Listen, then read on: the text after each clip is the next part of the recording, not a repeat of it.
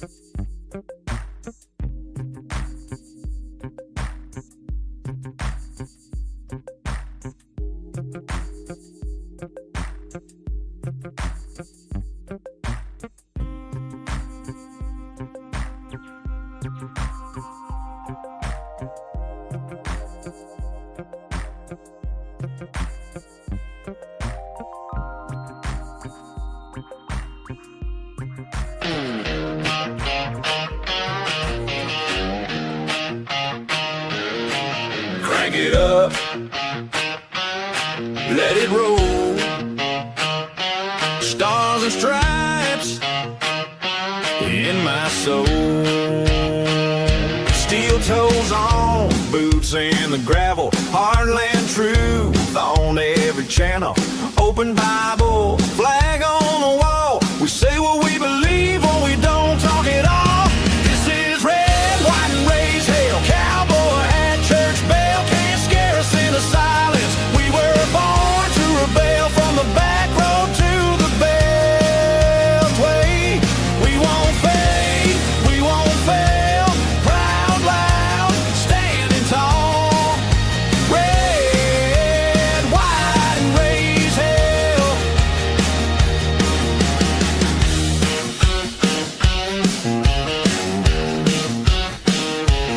We back the bad, we guard the border. We love our guns and law and order. They try to shame every word we say, but we don't bow down, we just press play. This is red, white and raise hell. Cowboy hat, church bell. Can't scare us into silence. We were born to rebel from the back road to the bell. Hey, we won't fade, we won't fail. Proud, loud, standing tall. Red, white and raise hell.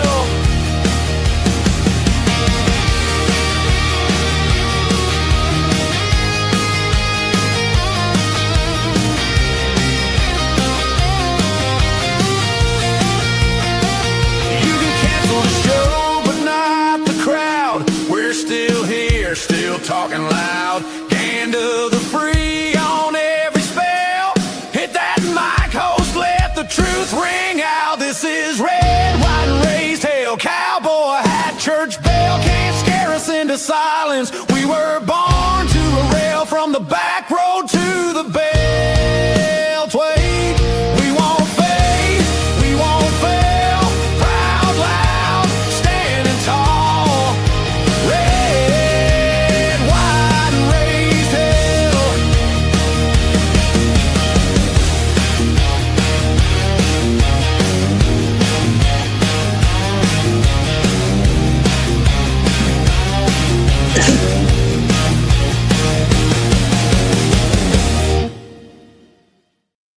Good morning, Patriots. What is happening? Yes, there it is. Look at that. We are off and running. Now we just got to get that other part playing there. We're trained. Yeah, there we go. I got it. Got it handled. We're in training mode this morning. Really exciting news. I'll tell you about it in a little bit. Just know that we're training this morning. You'll understand what I mean in a short while. Good Monday morning, everybody. Welcome to the show. Welcome to the chat crew that is in already. Holy goodness, you guys are awesome. Up and early. People have been sitting in there since, I swear, it must be about 6 o'clock in the morning. B. Morgan, 5:43. B. Morgan, 1952. Wanted to beat John. He wanted to beat Casey John into the studio first. Let me pop him up there. Look at that. Oh, it doesn't show the timestamp. Just shows it for me. But he's been in there since 5:43 a.m. for a show that starts at 7. He wanted to be the first one in. What a rescue in Iran. Continue to pray for our troops. Amen to that. Absolutely. I'm going to be talking about that in a moment. Good morning, Roz. Praise God indeed. Good morning, CAD.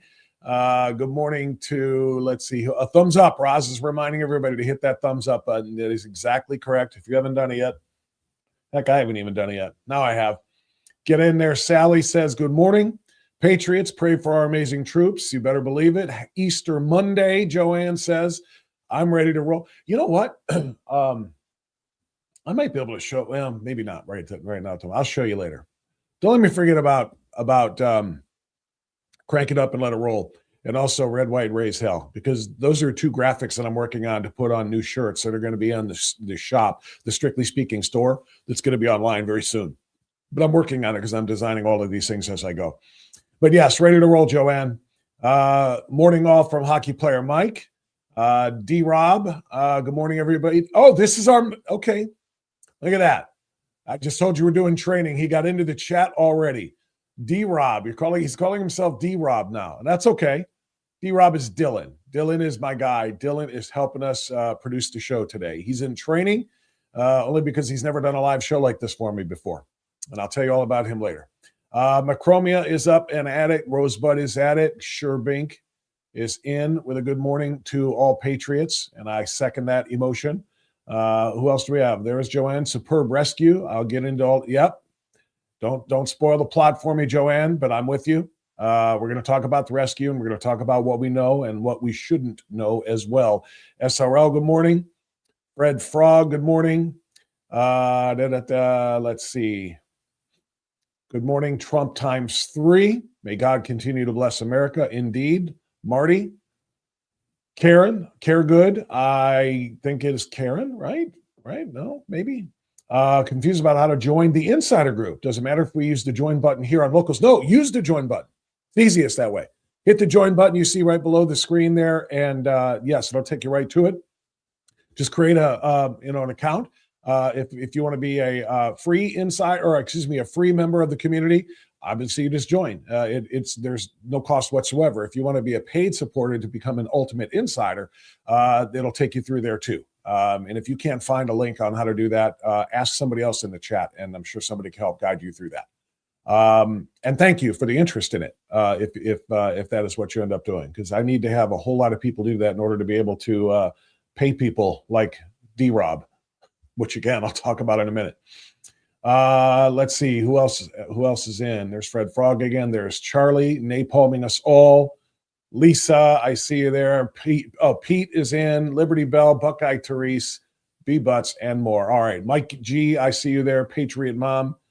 Yeah, there's a lot of stuff to get in here. Okay, so let me drop those off the screen so we can dive right into the business at hand here. We've got the good, the bad, and the ugly. All right. And war usually is. And even though we are not in a declared war with Iran, the military combat that is going on is war.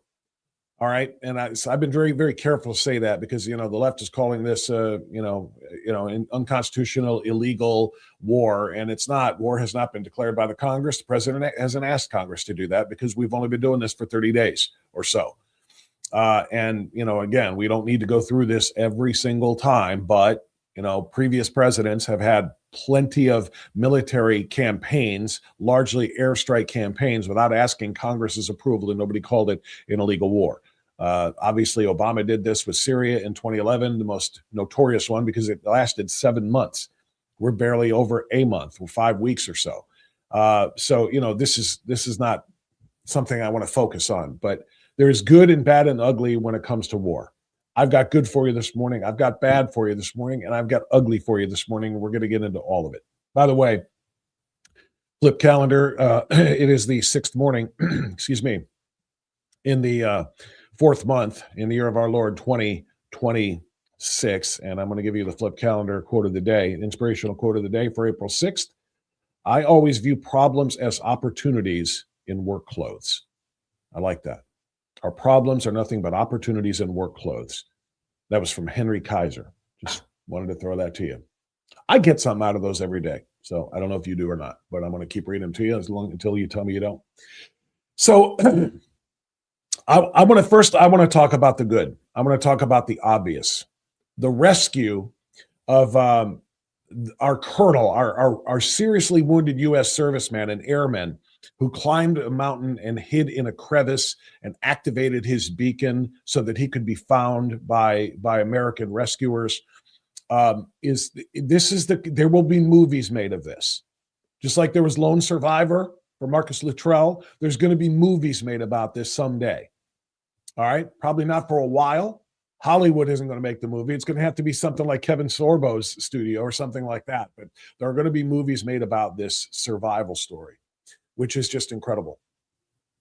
New York Post covering this pretty well. The tough as nails U.S. Air Force colonel shot down over Iran was seriously wounded, but still managed to climb a 7,000-foot ridge and hid in a crevice to evade capture for 36 hours, even with bounty hunters on his tail. Bounty hunters. You know what that means? Bounty hunters were basically any Iranian who wants something in that hole in which they exist.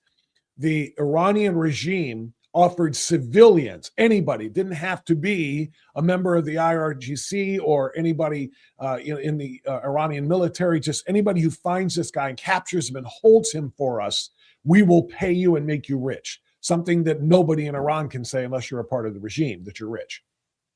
So they set bounty hunters on him. Everybody knew what the goal was. Capture an American and have all the leverage in the world over President Trump. All of his threats, all of his, we're going to do this to you, that to you, this to you, that to you, if you don't open the strait, if you don't do whatever we tell you to do, don't sign a deal and so forth. All of it would have been gone because they would have been, yeah, really? Okay, you do that. Here's what we're doing to your guy. They wanted to capture alive, I guess is what I'm trying to say, a living American serviceman so that they could use him as all of the leverage that they could possibly ever want. It would have been just absolutely, I cannot even imagine this, which is why President Trump sending this rescue mission out to find this man is so important. Not only because we don't leave a man behind, but also, again, because of what could have been done and what would have been done to him by them in order to try to stop Trump from continuing the campaign against the Iranian regime. All of that goes without saying. Let me give you more of the details of what happened, and then we're going to analyze it, okay?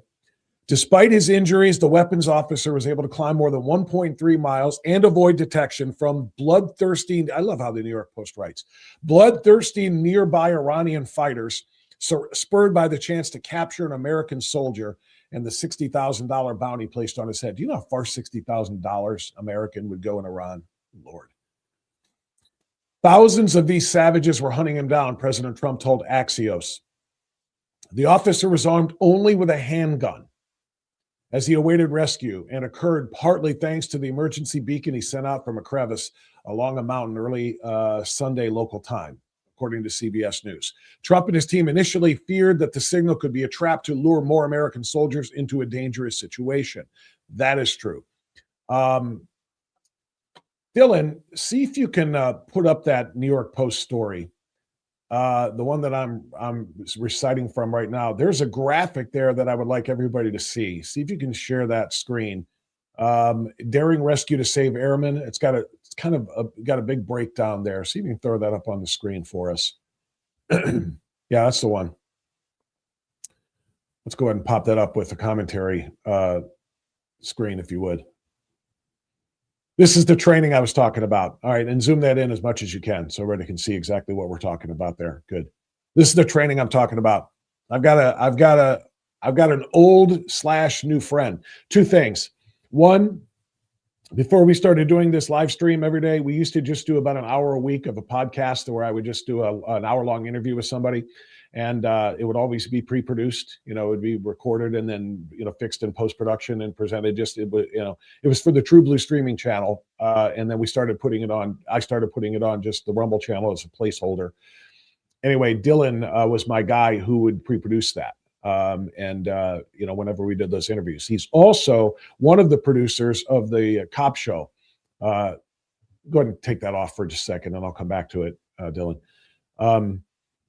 So he's also one of the co-producers of the cop show that I do called Cops Under Fire, the one with Steve Loomis. And if you're not watching that, you should be following and subscribed on YouTube to the True Blue streaming YouTube channel, because that's where you'll find Chris Hansen's takedown shows where he's catching all the pervs trying to get with the underage kids. And then we do a cop show. It's very much a pro law enforcement channel. And Steve and I do Cops Under Fire. I've played little clips of it from for you now and then on this show, just to kind of show you what we do.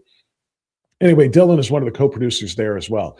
So I have asked Dylan to kind of get up with me every morning to try to help me get through all of the tech stuff so that I can focus solely on the content that I want to bring to you and not have a mic muted for 15 minutes. Did you know that from the other day?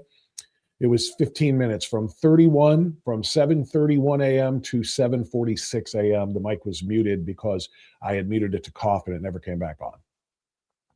So between that and pulling up all of these different sites and everything else and trying to keep the content flow going, especially when we have guests on as interviews, I needed assistance. And so Dylan has agreed to step up and help me.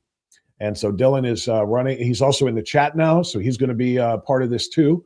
And welcome him. I know you'll make him feel very, very welcome. So this is what I've been trying to do, obviously. And it's one of the reasons why, again, I will always remind you, this is a group effort and it's a team effort. And in order to be able to compensate Dylan for his time and his efforts, that's why we've got to grow the show. That's why we need to get more people who are paid ultimate insiders as well, so that we can share the wealth, if you will, and I can get Dylan something for his efforts here. So obviously the goal here is to make it much, much bigger than just a two-man operation too, but it takes time. And it takes resources, and that's what we're working towards. So welcome, Dylan. So when you hear me referring to Dylan now, he's going to be the one trying to pull up all of the stuff. He hasn't done a live show like this before, though. He's only done just kind of basically working the camera back and forth when I'm doing a one-on-one interview in a pre-recorded setting. He hasn't done a live show before. So this is his first. And that's why, like I said, there's going to be some training going on here as he tries to figure out how I do things and how I need things done and how I want things to be done. And we'll get it going. So, all right, back to it, Dylan. Go ahead and put that graphic up there so we can get back to the point at hand for everybody. So this is, a breakdown from the New York Post. Daring rescue to save airmen. And it breaks it down like frame by frame. 2 American transport planes and helicopters were destroyed after getting struck on the ground in Iran during the rescue mission. And then it shows, number one, the first scene that you can see there is, and you're not seeing it, normally I would be circling this with my cursor so you can kind of see what I'm talking about, but Dylan is running that now. So that top frame, number one, is the location of the crash, as you can see. Number 2 is where the airman height, 2,000 meters. Number 3 is where the evac team found him. Number 4 is where he and the evac team were rescued. There are a lot of specific things on there about how this went Friday to Sunday. And this is the good that I was talking about. There are some calling it an Easter miracle. And some military analysts are like, you cannot not see and hear the fact that this plane and these servicemen were hit, and that plane was downed on Friday, Good Friday, which is the day they crucified and killed our Lord. This serviceman, the one who was hiding, the one who was seriously wounded and still managed to climb, that 7,000 meters and then hide in a mountain crevice and activate his beacon so he could be rescued. That happened on Sunday that he was rescued. The symbolism cannot possibly be lost on anybody. Down on Friday, saved on Sunday. It is an Easter miracle. And I don't care how you characterize it. Back to the graphic, you can see there, it describes, if you can see that, it's a little bit small print, like I know, but it shows Friday. The F-15 was shot down over Iran, and the pilot and the weapons system officer successfully ejected. Immediate rescue mission was launched. Pilot was recovered within hours. The weapons officer remained missing. Later in the day, an A-10 Warthog damaged by enemy fire while searching for the lost airman. Pilot was forced to eject over the Persian Gulf and later recovered by U.S. naval forces. You understand how dangerous this was for every single member of the service? Saturday, CIA launched deception campaign, successfully confusing Iranian search teams and IRGC. Stranded officer evaded Iranian patrols for over 36 hours, hiding in that mountain crevice with only a handgun for defense. U.S. Special Ops teams, including SEAL Team 6, deployed on the ground, engaging in skirmishes with local tribesmen and RGC units. Then yesterday, Sunday, midnight, U.S. intel narrows the colonel's location down to a specific mountain crevice. Morning, broad daylight op was launched involving dozens of aircraft and MQ-9 Reaper drones. Firefights break out. 2 MC-130J transport planes become stuck at temporary remote landing sites. U.S. forces intentionally blow up those aircraft. 7 a.m. local time, colonel safely extracted and flown to Kuwait. President Trump confirms the rescue mission. So you can take that off, Dylan. I just wanted you, and that's really, really good work by the Washington Post, sharing all of that information about how this whole thing went down. U.S. defense official said before the colonel's extraction that the weapons officer submitted a short, unusual message over the radio that said, "God is good." 3 words, "God is good," was what he used basically to let them know that this is not a false beacon, a false transmission in order to try to lure American service personnel to a place where they would then be set upon by Iranians, by the IRGC. So that was his code basically saying, "It's me." When he said on the radio, sounded like something a Muslim would say, Trump told Axios, referencing Allahu Akbar or God is great. Pete Hegseth posted the same phrase, "God is good," on X after he was rescued. The rescue had been rescued just hours after the pilot was rescued just hours after it was shot down, but the weapons man was the one who was missing for 36 hours. When it was time to act, reading again from the New York Post, when it was time to act, a massive broad daylight operation was launched involving dozens of aircraft and MQ-9 Reapers, providing a protective perimeter and striking any hostile forces that got within 2 miles of the airman's position. Over 100 special ops forces were involved in the rescue, led by SEAL Team 6 and Delta Force Commandos and Army Rangers. Look, guys, this is just the baddest assery of badassery, okay? SEALs, Rangers, Delta. And if you want to add in Green Berets, they weren't there for this one, according to what we're seeing. But these are the best of the best of the best of the best. This is the most elite trained fighting forces in the world that were all on the scene and on the case here and ready to rain hell if they couldn't get back this wounded colonel. It's extraordinary when you think about what went down here. And this is the good. This is the Easter miracle. If you throw the graphic back up there, Dylan, that I made for the show, the overlay, I didn't make it. Obviously, this is AI, but I told AI what I wanted, that this is an Easter miracle, downed on Friday, saved on Sunday, and give me something that not references, but not dictates either. What's the word? Illustrates. Gosh, having a hard time with the words this morning. Illustrates that. And they gave me an actual illustration. So I have no idea what the face or the name of the colonel is. So this face is just made up there. But here's a guy hiding in a mountain crevasse, and there is the there are the choppers and rescue mission, coming in to find him and get him out of there. So that's pretty much a cartoon. But I wanted to reflect what we're talking about here, that this is and was an Easter miracle, and that's what we got. Thanks, Dylan. So I want to talk about, that's the good, and then I want to talk about the great before I talk about the bad.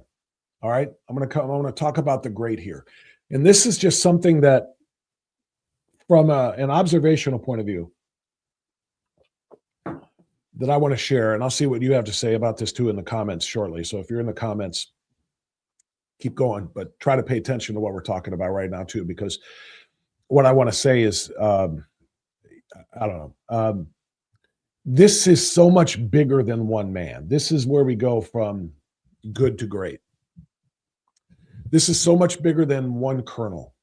As important as that colonel was, because he was an officer, and not that it would matter if this was a private first class, if this was, a corporal was lost, I'd like to think we would go and rescue that individual, no matter who it is. But the fact that this is a military officer, an Army colonel, that was,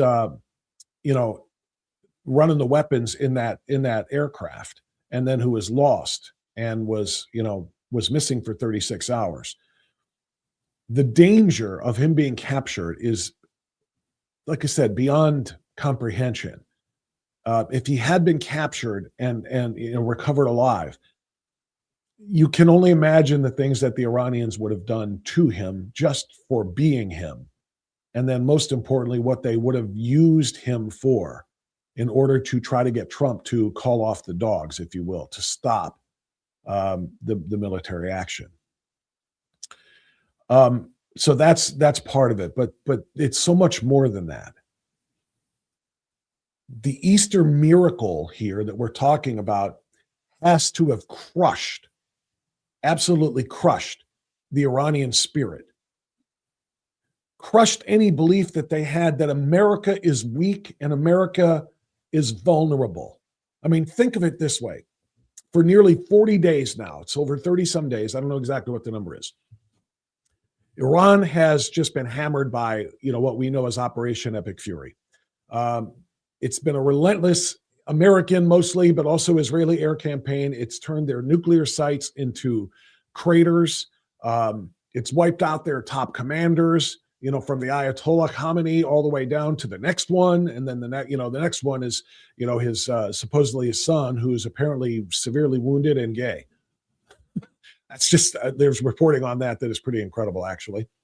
But this is going on, and it left their ballistic missile program in smoking ruins, and the bombs kept falling, and they still keep falling day after day after day, grinding down on the Iranian infrastructure. All right, the infrastructure, by the way, that they were and will continue to try to be using to create a nuclear weapon or multiple nuclear weapons. All right, they're enriching uranium not to energy grade, but to weapons grade, which is exactly what the point of all of this was. So all of this is going on, and for nearly 40 days, the hammering is going on. But on Easter Sunday, yesterday, something happens that, like I said, may have done more damage to the regime than the bombs themselves. It's damage to their soul. So this F-15 Strike Eagle gets shot down, rather. So, deep inside Iran, one of the members is pulled out fast and rescued, but the second one is gone. The colonel, the weapons system officer, he's an officer. Again, the prize that would have been for them to grab him.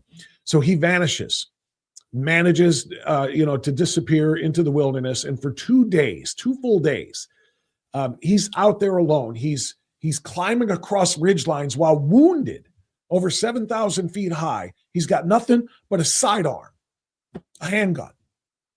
All right. This is just prime pickings for the Iranians. Holy cow. So he's got two things, actually. He's got a sidearm and he's got a beacon, sidearm and a beacon. But other than that, he's got three things. He's got a sidearm, he's got a beacon, and he's got balls. I'm just going to say it the way it is, because that's what it takes to do what he did and to get out and to find his way to being rescued the way he was. So think of it, the regime, the Iranians, all in. This is our moment. We shot down one of theirs. There's a missing airman. Get him and bring him to me in Tehran. It's on now. That's the mission for the Iranians, right? They're all in.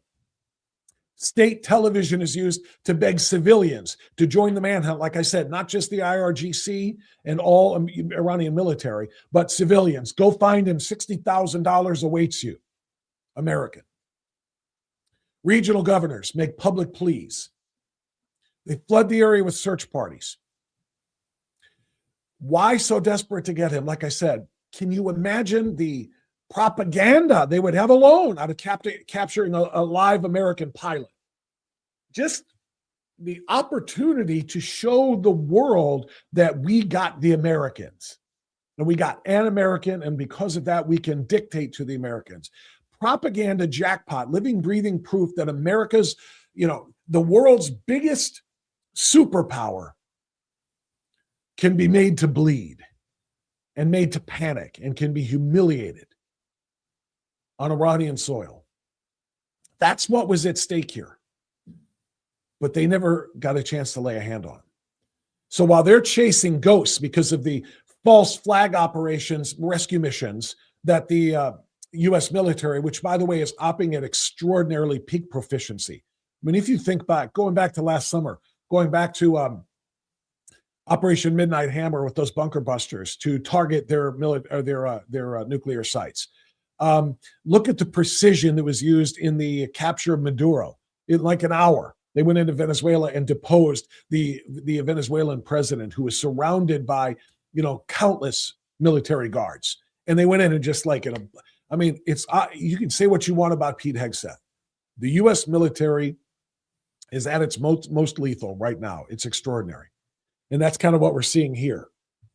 Sorry. So we're launching, false flag rescue operations, if you will, to let the Iranians think that, that's where they are. That's where he is. Let's go to that spot. Let's go to that spot. And that was never where he was. So while they're chasing ghosts, U.S. intelligence ran this incredible operation. Dozens of special forces operators, backed by waves of warplanes and helicopters, fighting their way in under heavy fire. That mission started at night and then spilled into Easter morning. There was an unbelievable firefight. Iran claims they downed American aircraft, C-130s, Blackhawks, and I don't have verification of that in either direction right now. But the only score that does matter is both of the two airmen came home alive. Not a single rescuer who came to get them was lost in the effort. President Trump steps to the microphone on Easter morning and calls it what it is, what we called it on the graphic, an Easter miracle. He said the enemy was large, which it is, and violent, but that our people were brilliant and strong and decisive. And he noted this is the first time in memory that two American pilots have been pulled out separately from deep inside hostile territory. This is like historical type stuff here. So that's the surface level of how dispiriting this is for the Iranians. Okay? Deeper though, because it's a tactical win. Bombs destroy concrete and steel. Bombs and the lethality of the American, this, by the way, is it should not be lost on us, the coincidence, if you will, that President Trump just put in a request for a $1.5 trillion military budget for next year. 1.5 trillion is the ask, which is way more than we are spending on it now. And I got to tell you, the left is going to freak out, of course. We don't have that. We're $38 trillion in debt, blah, blah, blah. And Trump, is asking for, more money for more war games. No, he's asking for more money to make sure we can do things like what we just did yesterday on the Easter Miracle. In addition to the air campaign against Iran and the very well-articulated reasons and goals in mind for this effort.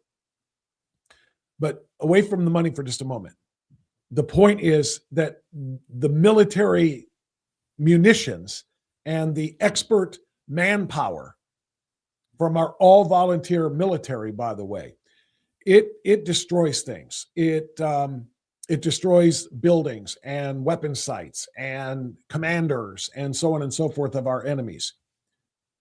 But what we did yesterday is harder to destroy than the concrete and the steel and the sites and the bunkers and everything else.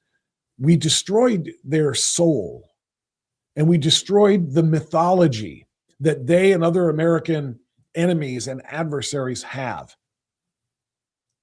You understand what I mean by that? The North Koreans are watching. The Russians are watching. The Chinese are watching. And what they saw, or what they thought they were going to see, is the Americans get taken down a notch because they got one of ours alive. That means the Americans are vulnerable. For decades, Iran has sold its people and its fighters for, and their allies, like I said, in the red-green axis, the communist nations. They've sold them a story that American power is weakening, and America's ability to defend itself and its allies like Israel, that it's waning. And it would be easy to understand why they believe that and why they sold that message over the last 4 years under the leadership of Otto Penn and a Secretary of Defense that was, Lloyd Austin was sometimes on the job and sometimes not. Nobody knew when or where. A military that was more dedicated to transing itself because diversity is our strength. And they had trans drag queens dancing on battleships in military recruiting commercials. It's like this is some sort of a freaking game. It would be easy to see why they felt like America was becoming weaker. But now under President Trump, a commander-in-chief who hired a Secretary of Defense who was a war fighter, somebody who wants to return the U.S. military to lethality and to make us, in the minds of our enemies, instead of weak but stronger than ever before. That's what happened with this rescue mission.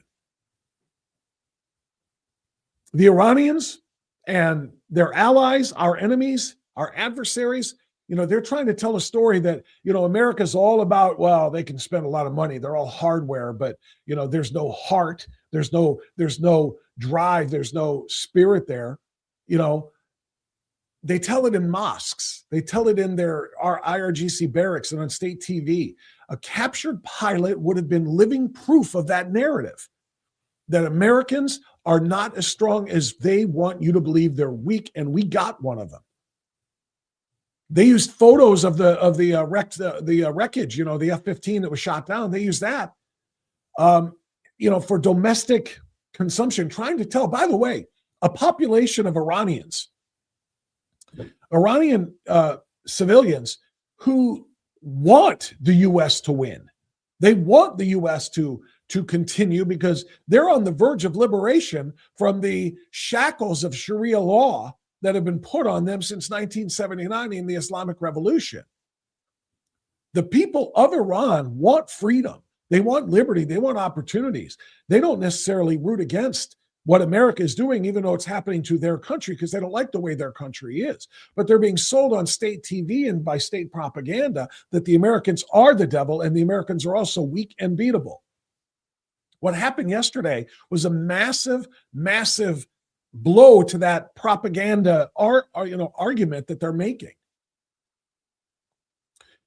This regime, the Iranian regime, led by the Ayatollah, mobilized everything they had: troops, civilians, money, ransom or bounties, if you will, and came up empty. They had every reason to succeed in getting one wounded guy, and they couldn't get to him before we got to him. That's like reaching into their chest and ripping out their heart, ripping out their soul. I mean, they look powerless. They can't even capture an American soldier. We could find him before they could on their soil. They know where the plane went down. They have to know, how far a wounded guy can crawl. They have to know where he would probably go to try to get rescued. He's going to have to get some height. He's going to have to scale, some mountains, some ridges. They should have been able to find him way before we came in and found him, and they couldn't. So they look powerless. They're, here's how bad it is for them. 2 months ago, what was happening in Iran? 2 months ago, the vaunted, powerful Iranian IRGC, the Iranian Revolutionary Guard Corps, under the orders of the Ayatollah Khamenei, or however everybody says it differently, they're putting down protests by executing tens of thousands of Iranian civilians. They keep their power over the people with the heaviest authoritarian hand possible. Okay, they kill people who dare denounce the state or Sharia or say anything about Islam, or a woman who might actually show her hair. Just forget about it. Okay, they're killing people by, like I said, by the thousands, because they dare to protest. 2 months later, that whole regime is gone. All of its leadership. 2 months later, the Americans are running things on their soil. And the Americans, they had one of theirs lost. And all they had to do is to regain some credibility for their partners, the communist nations, and with the people that support them. Not talking about the freedom fighters who want freed and liberated from Iran's Sharia grasp, but the ones who support the regime because they're a part of the regime. They have a nationwide dragnet to get one guy, and they can't do it. This just puts a massive hole in their chest, like I said, but not the kind that comes from from an M50 or 50 cal. I mean, rather, carving through them. But the spirit is broken because they had a guy and we got him out and they couldn't get him. It's such a big moment from a psychological standpoint. Think about the ripple effects of that. To the young IRGC conscript, the forced military service Iranian and working for the Guard. He's out in the hills. Your regime can't even bag one guy, one evading airman who's wounded, by the way. The frustrated mom in Tehran who's seen, their nation completely collapse. Your leaders are begging citizens to play bounty hunter and go get them. And the people say, all right, we'll go get them. And they can't get them. The message here at home is the exact opposite. Because of what are we saying right now? What is President Trump doing yesterday with the massive victory lap? And all of us saying our prayers for that man, for the Easter miracle that we got. I don't know about you, but the phrase that isn't just a t-shirt slogan, no man left behind means something. One guy. We risked the lives of dozens, if not hundreds of others in the rescue operations and countless, military equipment to go get one guy out of there, which we were told was a needle in a haystack mission. And we found the freaking needle. We found the needle in the haystack. We went and got him, had to beat a whole bunch of people back and to hold them off with firefights in order to get him out of there. And we did it. Because, see, this isn't a typical war. Operation Epic Fury isn't a war, like I said. It's warlike. It's military battles, but it's not regular war. It's an asymmetric war, if you will. Okay? It's a war of ideology as much as it is a war of iron, right? It's a war of will and spirit and belief as much as it is bullets and bombs and guns. So Iran can try to spin the rescue on state media however they want. But deep inside, they know that they were defeated in a really, really embarrassing way. Here at home, we're on programs like this, and we are flexing American might and American will. We're flexing that we don't leave a man behind, that we are bigger, we are better, we are stronger, and we are more capable than our enemy. And again, whether you agree with going to war or not, or going into this military exercise or not, you have to acknowledge the extraordinary successes thereof. And I'm talking about everything they have taken out from an infrastructure standpoint so far to taking out the leadership and the Ayatollah. The campaign has been an extraordinary success. The fact that we may be just a week or two away from having this whole thing ended. The fact that President Trump said they're having negotiations today, which may lead to a ceasefire. May lead to a ceasefire. And if it doesn't, and they don't open up the Strait of Hormuz by tomorrow, we're at a whole nother level. But we go into that next other level on the heels of this massive victory by saving our guy. They go into what may happen tomorrow with power plants and bridges and everything else President Trump warned about. And that's the ugly that we'll get to in a few minutes. They go into this in a very, very different place. So it's extraordinarily important that we recognize this is more than just about, rescuing one man. Not that that should be minimized in any way. But what I mean is it's about more than just that very important thing. It's about breaking the Iranians' will as well. All right. And I think that did that a lot. So that's the good. I went from the good to the great there. The celebration of the savior and the rescue of this individual. Now I want to go to the bad. We know a lot about the way this whole thing was done yesterday. We shouldn't. We should not know all of that.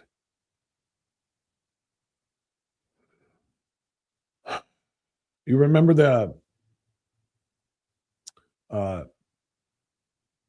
media campaign put out by the military during World War II? I think it was in World War II. Maybe they had this as far back as World War I. I thought I remembered it from World War II. It's just a slogan, but it was used in a media campaign to tell everybody we're keeping everything on the down low, on the QT, because loose lips sink ships. If we talk about what we're doing and how we're doing it, all it does is signal to the enemy, this is what we have to prepare for. And when we know what they're doing and what's coming, because they've had too many people talking, loose lips, it'll allow us to literally, and metaphorically, sink their ships.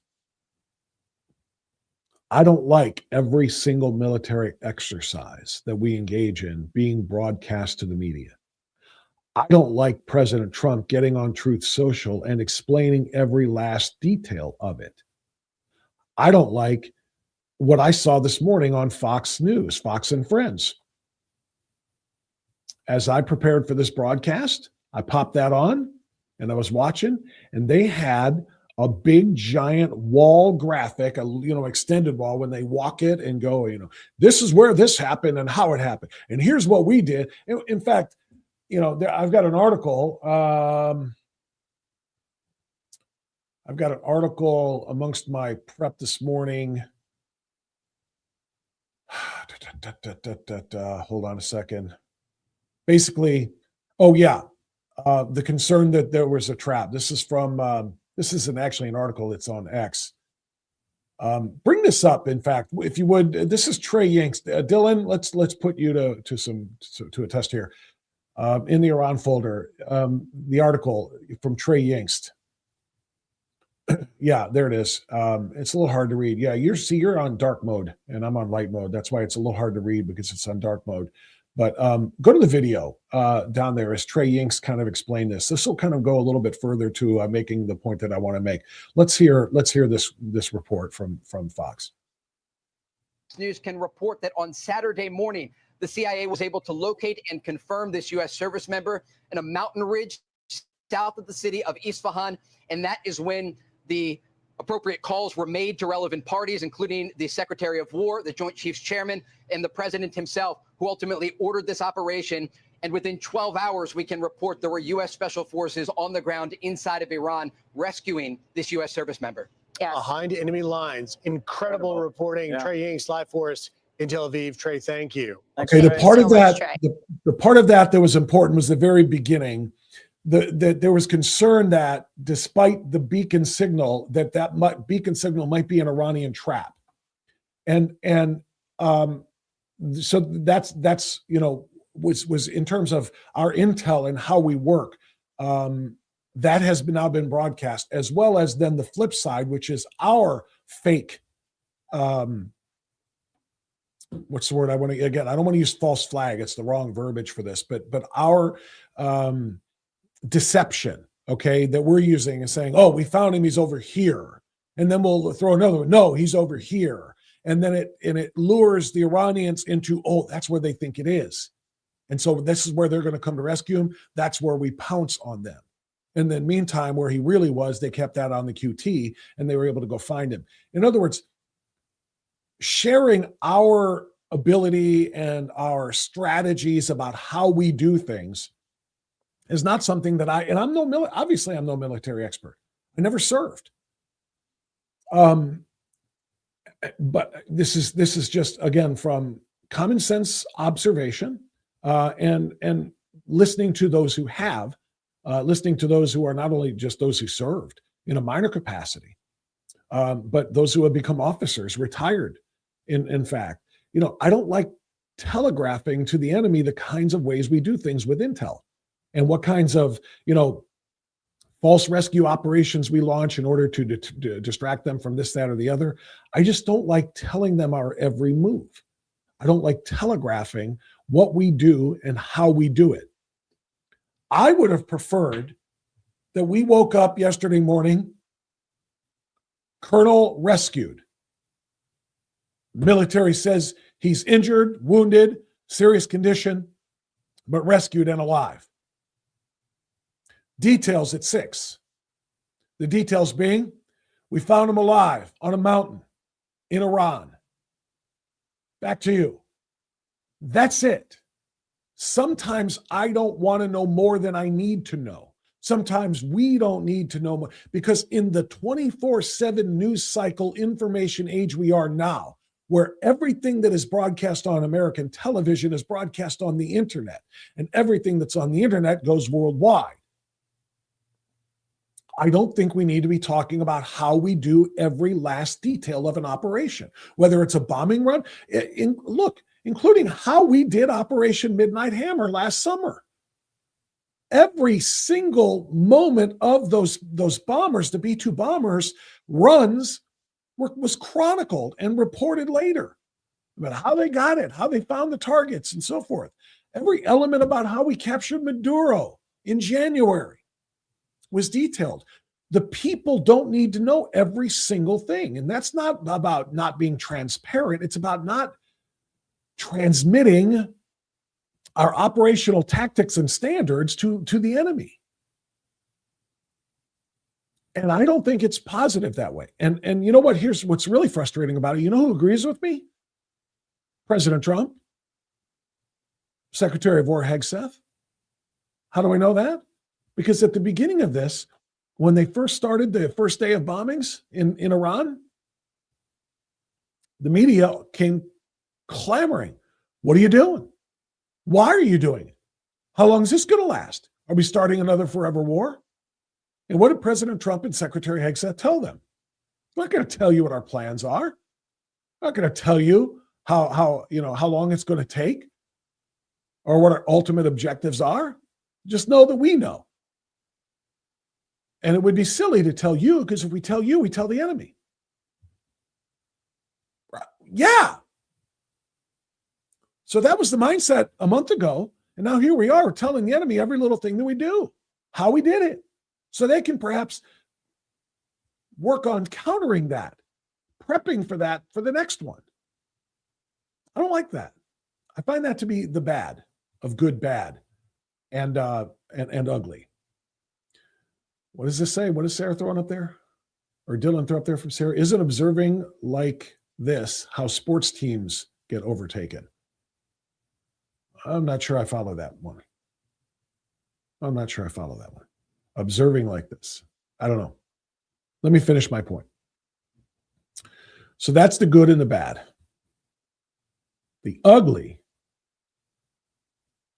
is where we sit today. 24 hours-ish from what President Trump has told the Iranians is going to be targeting their power plants and their bridges. I'm going to throw this one up myself because I put this in bold print on my social media yesterday, and I want to read it. President Trump yesterday morning got up early and posted this on his Truth Social account. Tuesday will be Power Plant Day and Bridge Day, all wrapped up in one in Iran. There will be nothing like it. Open the effing straight, you crazy bastards, or you'll be living in hell. Just watch. Praise be to Allah. Signed, President Donald J. Trump. That's a real thing. That's not an AI thing. It's not a fake quote attributed to him. It's on his account. All right? I just put it in bold like that so it could be easier to see on the show and on my social media yesterday. But there are actual screenshots of it too. This is the ugly. And it's not ugly. It's not ugly because of the F-bomb. It is what it is. He's different.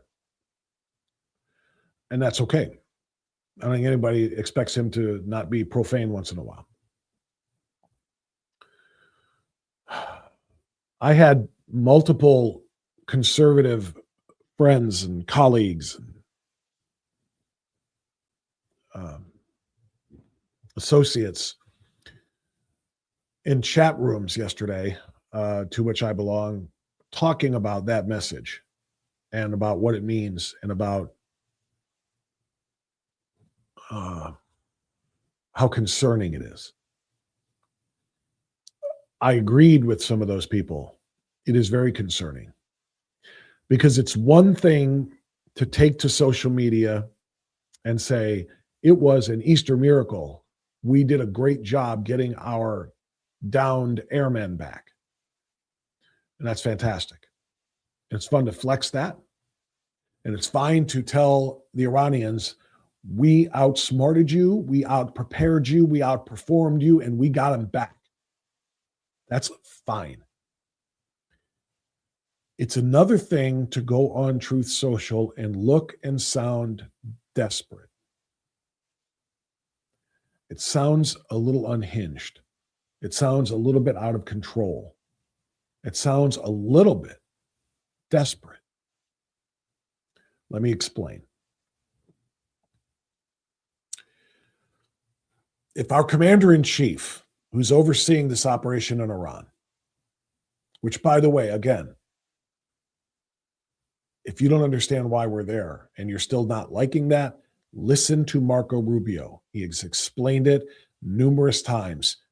absolutely perfectly.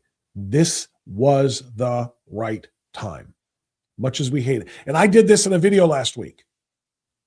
What if this isn't a quote unquote war of choice, as the left likes to call this?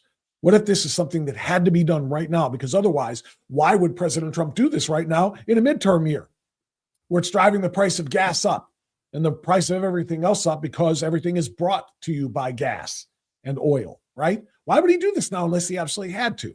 And the answer is he did absolutely have to, and Marco Rubio has laid that out. Okay?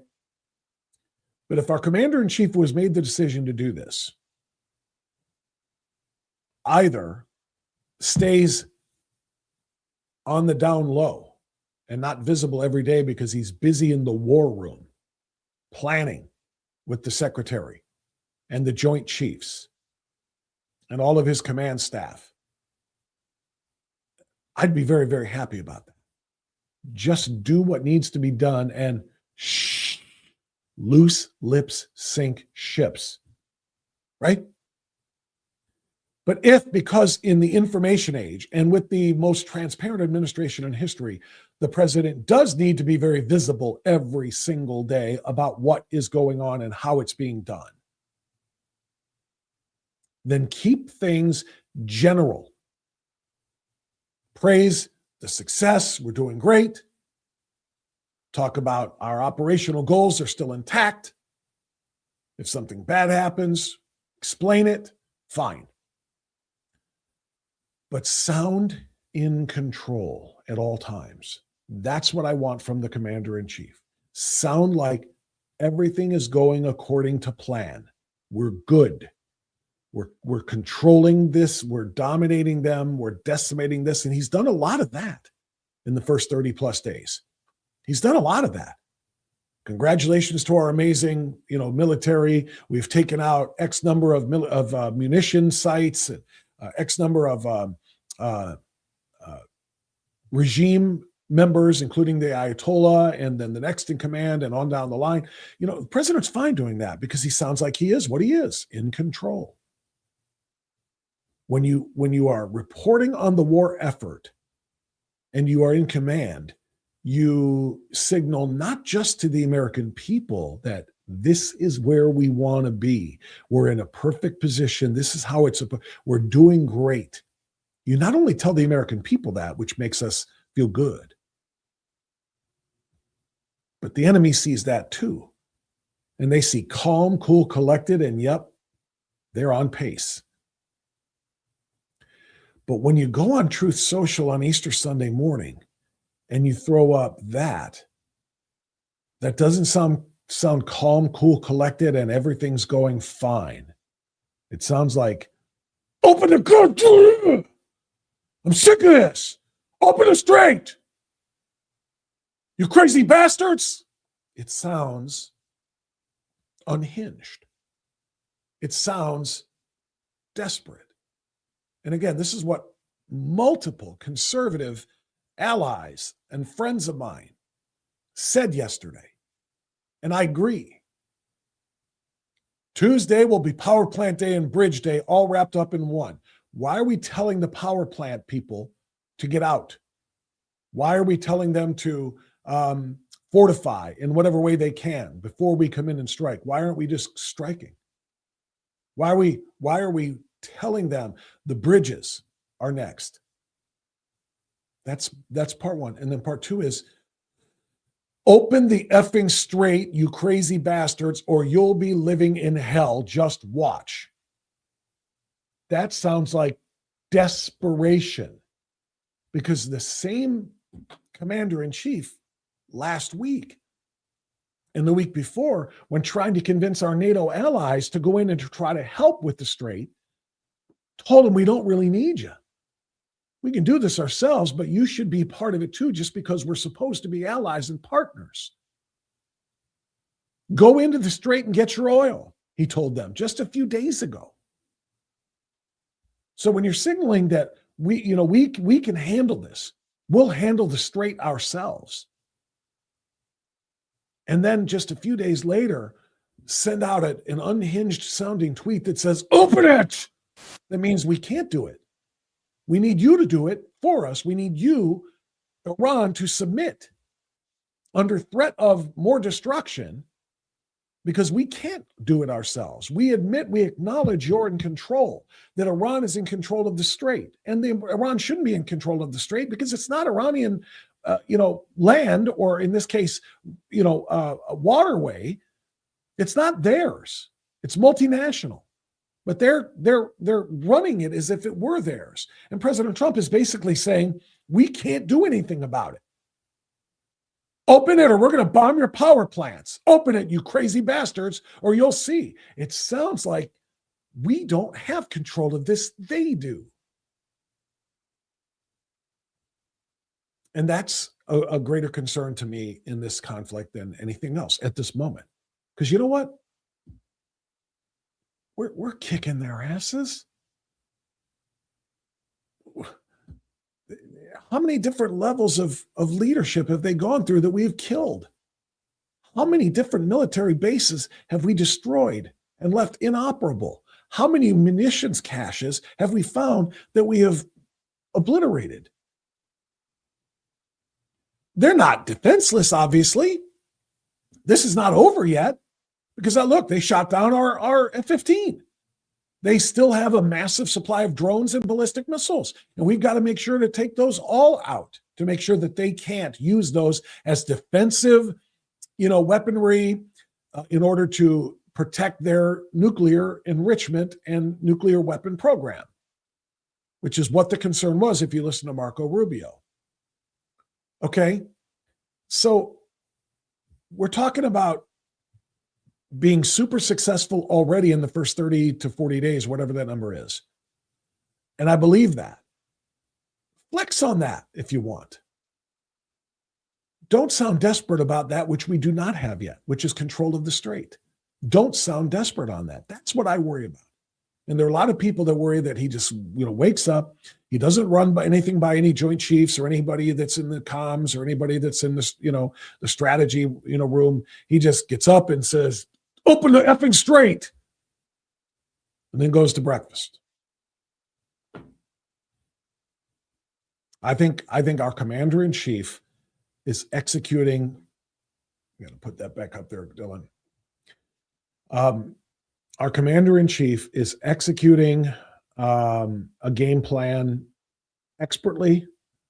They knew exactly what the targets were when they started. They know exactly what the outcome has to be before we're done. There might be a few things because it's war that you don't expect to happen, and I think they've handled those things perfectly as well, including the rescue yesterday and the Easter miracle of the rescue of that colonel. Let's not make ourselves sound desperate. Let's not make ourselves sound unhinged. Let's not make ourselves sound like there are some things about Iran that we can't control. That does the opposite of what I said in the first part of the show, where we're taking their spirit. Making us sound desperate, like we can't control anything because of the Strait, gives them that spirit back. So that's how I see it. That's the good, the bad, and the ugly of the war so far, and based on what happened yesterday. So we've got some great news there. Obviously, congratulations, by the way, have come from Benjamin Netanyahu. Let's go ahead and play that clip, by the way, of Bibi Netanyahu congratulating President Trump on the successful rescue of the American weapons. That's the one, the weapons man. Go ahead. Trump. Congratulations, President Trump. All Israelis rejoice in the incredible rescue of a brave American pilot by America's dauntless warriors. This proves that when free societies muster their courage and their resolve, they can confront seemingly insurmountable odds and overcome the forces of darkness and terror. This rescue operation reinforces a sacred principle. No one is left behind. This is a shared value demonstrated time and time again in the history of both our countries. As a nation that repeatedly carried out daring rescue operations, and as someone who was wounded in such a mission and lost a brother in the Entebbe rescue, Israelis and I, we know what a bold decision you took. President Trump, Donald, my dear friend, once again, your decisive leadership brought another great victory to America. I salute you. We all do. That was great to hear.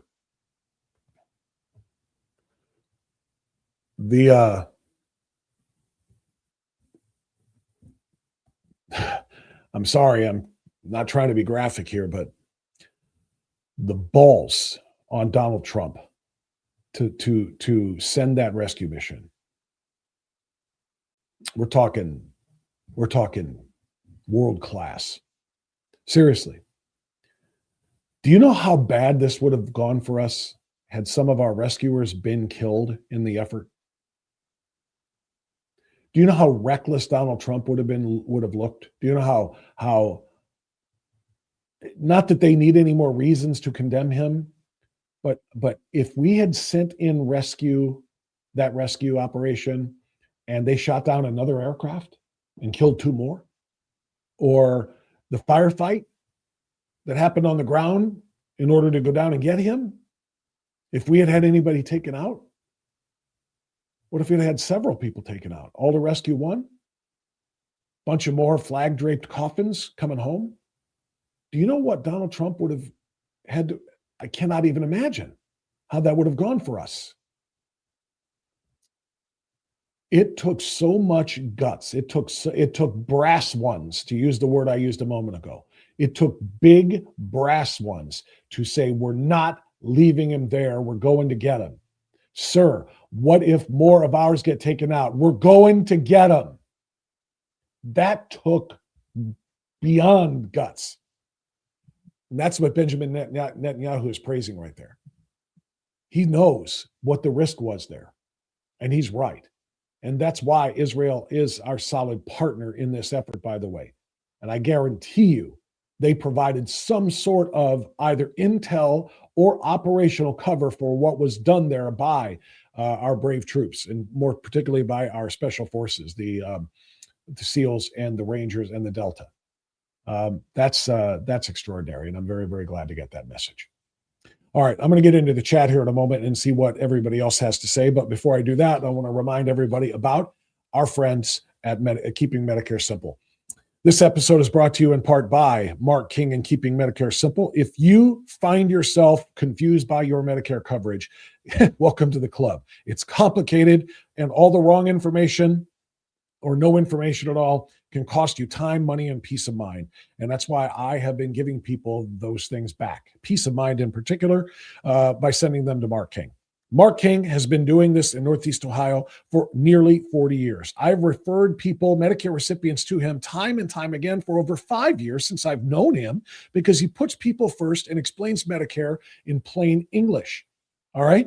He takes the time to help you understand what your coverage you have now looks like. And if you don't have coverage at all because you're just aging into it, what your options are. Then he says, here are what your individual needs require. You should get this, this, this, this, and this in your plan. Here are the different companies that offers that. You see, Mark doesn't work for an insurance company. He's an independent agent. He represents multiple carriers, and he's going to help you find the best one for you by giving you advice, not directions, but advice, so that you can make the right choice for yourself. And guess what? He charges you nothing for the service. No fees at all. Call Mark King, 440-832-8936. You can see it on your screen. You can also log on to keepingmedicaresimple.com. That's keepingmedicaresimple.com. If you're a Medicare recipient, check him out. If you are aging into Medicare for the first time this year, turning 65, call Mark, get a head start on it. Know what you need to know so that you get the right plan right from the start. And thank you to Mark King for being a foundational sponsor of Keeping Medicare, of Strictly Speaking Unfiltered, our partners at Keeping Medicare Simple. All right. I'm going to see what people have to say about the Easter rescue, and also about, like I said, loose lips, and whether or not we're sending the right message with some of the messaging that we are sending. All right, let's see. Sarah says, and maybe this is what she was talking about with the sports thing. We will get cocky, give all this info. Our enemies are watching, playing a long game, and then boom, checkmate by our enemies. Yes, much more clear on that, Sarah, and that is what I fear as well. Thank you. Joanne says, Trey often says he won't release details of Israel's attacks for that very reason. You are correct about that, Joanne. Thank you for that great point. Trey Yingst, by the way, I'm going to tell you something. Anytime I have been watching any coverage of, well, going back to October 7, 2023, when the attack happened in Israel by Hamas, and then the war in Gaza, the self-defensive offensive by Israel in Gaza ever since then. All the coverage on all the networks, all the channels, podcasts, and everything else, I have never seen anything quite like Trey Yingst. He is in control of every fact that there is. I've never seen him stutter. I've never seen him pause or fumble for a word like I sometimes do when I'm trying to make commentary off the top. He is always so incredibly prepared and knowledgeable. And what Joanne just said is spot on. Trey Yingst, when they're asked questions, he is asked questions by some of the anchors about, what is going on there and what's next. There are things that he will have gotten from sources that trust him that he will not say on the air in that reporting, even though it would have answered the question, because it would have put the operation in jeopardy, because loose lips sink ships. And that is extraordinarily important. Great, great message. Let's see. I think loose lips was World War II. I remember my mother telling me about loose lips being used. Mom was a kid in the 1930s, graduated in 1942. I don't know why. I mean, that was my first thought too, was that was a slogan from World War II, but I just wondered if it wasn't something that was taken from, previous wars, World War I, if maybe that was something that was, revised or brought back or whatever in World War II. But yeah, just a little, and it applies today. I don't care if it's 1940 or if it's 2026. I mean, we have to keep some, information about our operations on the QT. It's just, I don't get some of the, it's the 24/7 news cycle. Everybody's got to put something online, myself included. Everybody's got to put something out about everything. And there are some people that shouldn't be. And that would be people in our War Department. You don't need to tell everybody everything that's going on and how it was done. Let's just report that we got our guy back. We're better than them. Celebrate the victory and move on. People are doing weather reports on here. The only reason I think Trump is being so open about his intentions is a negotiating tool. I think really rather not do it. Yeah, I mean, I get that he's trying to negotiate, but again, I want that negotiation to happen behind closed doors, not in front of the public. Because you know what happens if we don't get it? It just shows they don't fear us. I would rather just be told negotiations are ongoing. Clip. Now in sports, that's what I would like. I would like to, President Trump says that the military campaign in Iran continues to go smoothly. Next steps are being negotiated right now by chief negotiators. Details to come when available. Now here's the weather. That's what I would like to see. I don't want to know every specific. Here's what we want from them. Here's what they want in return. All of this stuff being done in public. Excuse me. If we lose the negotiation, we lose face. That whole thing, that long extended monologue that I did about taking their spirit and taking their heart, showing that we are invulnerable. We are still the great United States of America, the greatest military in the history of the world. We are not going to leave one of ours behind. That whole thing about it. If they defeat, if we challenge publicly, it's all about the Strait of Hormuz. Open the damn strait, you crazy he said effing straight, you crazy bastards. If they defy us, it is them getting their mojo back, even if we then bomb some bridges. I would rather just, the U.S. in their ongoing air campaign, in Iran, to try to minimize their capabilities of delivering nuclear-tipped weapons with ballistic missiles. The U.S. struck 4 power plants today. And 2 of the larger bridges in Iran, further crippling the mobility of the Iranian Revolutionary Guard Corps. Now, 2 local stories. That's all I need to know. I don't need to know specifically what has to happen. The Strait of Hormuz has to be opened, or else we're going to do A, B, C, D, and E. Why are we telegraphing that? That's what I'm talking about. Negotiations need to be held privately, not publicly, I think. Jake, you're correct. It was World War II. Wish I had a poster of it. Thank you. B. Morgan, please pray. Yes, pray for President Trump. And also congratulate President Trump. Right? He's under a lot. Yes, he is. No doubt. Congratulate him for the extraordinary success of the mission yesterday. But I just wish there was some way to kind of say, let's keep down some of the things that, we are thinking and keep those in here and not put them all out on our Truth Socials. Silence might be more terrifying to the enemies. Yeah. And telling them what targets we're about to strike. I don't know that helps anything either if we don't get what we want.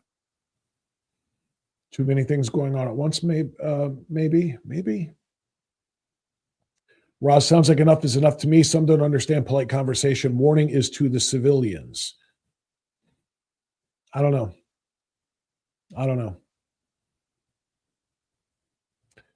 You, what was the wording again? Open the effing straight, you crazy bastards. Or you're all going to hell. And it doesn't sound like it's a warning to civilians to me. That language may cause the citizenship to rise up to stop the pain to them. Maybe. After we destroy the country, we better not be paying for their rebuild. Amen. And that's one of the things, by the way. Now, listen, I'll unamen that for 1 second to say that is a part of the negotiation that is going on. Okay? If they surrender, meaning they agree that the existing regime will depart and they will no longer be an Islamic theocracy run by fanatics, and that the people will be free in Iran again, and that the Strait of Hormuz will not be, threatened with mines, water mines, and so forth. If we're going to get those things from them, they're going to need some assistance. And oftentimes, part of the negotiation to get that deal is to say, okay, we know you need to rebuild, and you can't just do it from scratch with nothing. The international community, which is now safer because of this action, will contribute to the rebuild. That may happen. I don't like that idea either, but it may happen as long as what's being rebuilt, again, is a, again, I'm not going to say it has to be a democracy, because he said that about Iraq for the entire time too. We're going to build a democracy there. But it has to be, again, a nation that is completely open to full inspections at all times to make sure that they don't revert back to what they were doing. And again, so that the Islamic theocracy that led to them being the world's greatest sponsor of terrorism, that is gone forever, that regime is gone. It's a big part of it. Let's see. Doesn't sound desperate to me. It sounds emphatically stated. It's more like mom's counting to 3 before getting your butt spanked. See, again, count in private then. What I mean is send a directive, a direct message to Iranian leadership and tell them, if that strait isn't opened in 48 hours, there's going to be hell to pay, the likes of which you haven't seen before. Let that happen on the down low. And then the next day when the bombs are dropping, to say, U.S. hammered a bunch of power plants and bridges in Iran. Details, when we get them. We shouldn't have those details. Because again, if they defy us because you made a public declaration of what you wanted and they defy it, it makes us look weaker. It makes it look like they're just throwing the middle finger up at you. Yeah, go ahead. Give us your best shot. We're not opening up the strait. That doesn't help us. Wag your finger at them if you want to and tell them, I'm going to count to 3, but do that privately. The public part of this makes us sound desperate. Casey John says he's got some big kahunas. Indeed, he does. Like I said, the rescue mission to launch that took massive, massive guts. Donald Trump is not Jimmy Carter. Amen. Thank the Lord in heaven. Jimmy Carter's the reason we have what we have today. It's the reason we've been fighting this since 1979. Seriously, allowing Americans to be taken hostage like that and letting them control, letting the new Islamic regime control the narrative. First, an unconditional surrender, then a Trump Marshall Plan. Charlie, that's what I'm talking about. Well said, sir. That's the rebuild. You don't have to imagine what Trump is going to face if more flag-draped coffins come home. They already and they will continue as long as we insist on continuing this stupid war. Okay, now here's somebody who apparently doesn't agree with us being there. I would again refer you to Secretary Rubio, who laid this out in terms that even a chimp could understand. This was necessary. No one has more guts. The poor guy needs some wins here at home against judges. That'll take the pressure off. Yeah, that would be nice. Trump is providing the TDS media, where to go? Trump is proving to the TDS media the strength of the USA. Saw many Europeans online that couldn't comprehend the rescue, that we did all of that for just one man. They will never understand America. Marty, that was brilliant. That is exactly correct. They don't understand. They don't understand. Calvinist, kind of like how Larry Bird used to telegraph what he was going to do to demoralize his opponents. Yeah, that's a game. This is not a game. Big Jake, I went to Mark King when Bob first started talking, started him as an advert. He has helped me save significant amounts of money. That is outstanding.